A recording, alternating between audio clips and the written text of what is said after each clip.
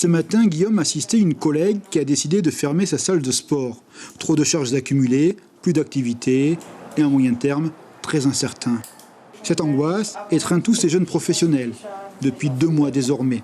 À la mi-journée, après l'annonce du haut-commissaire, nous avons retrouvé Guillaume et son associé Laura à Punaouia. Ils vont pouvoir ouvrir leur salle. Ils s'y préparent dans le respect des règles du moment. L'ouverture, ce sera pour jeudi.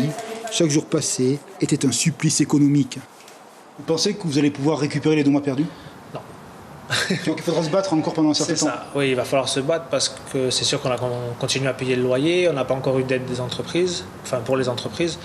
Donc du coup, il va falloir se battre jusqu'à la fin de l'année, mais là, en peu de temps, depuis qu'il y a eu l'annonce qu'on allait pouvoir réouvrir, on a eu beaucoup d'appels des adhérents qui demandent qu'à venir. Donc je pense qu'on va avoir peut-être un bon retour, mais du coup, pour compenser, est-ce qu'on va rattraper ça? Je pense pas, mais ça va peut-être nous permettre de survivre. Des lieux dédiés à la culture et à la vie collective peuvent rouvrir, comme les discothèques. Toutefois, du côté de Pacific Film, les rideaux des cinémas vont rester fermés. C'est le paradoxe de l'économie du secteur. Un public local potentiel, donc une demande qui existe, mais plus aucune offre, c'est-à-dire pas de nouveaux films à l'affiche.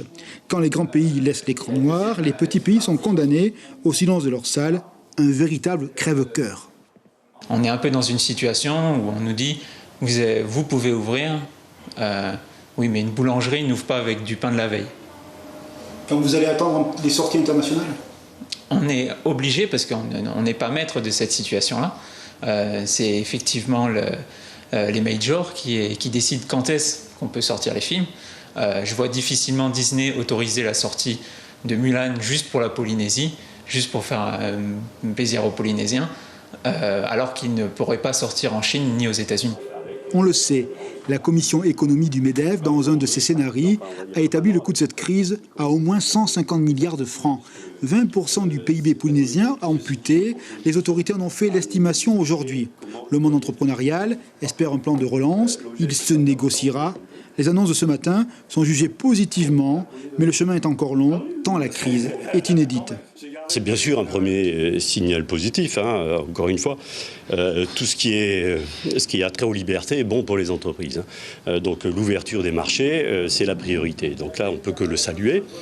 Ensuite, on peut, à côté de ça, s'interroger sur les mesures concernant les vols domestiques. Je n'ai pas encore interrogé la compagnie locale, mais si j'ai bien compris, on va proposer de faire des vols à la carte, qui va dépendre de la volonté des maires, et je ne sais pas dans quelle mesure économiquement c'est faisable. Un constat, la crise sanitaire a été bien gérée au Fénois.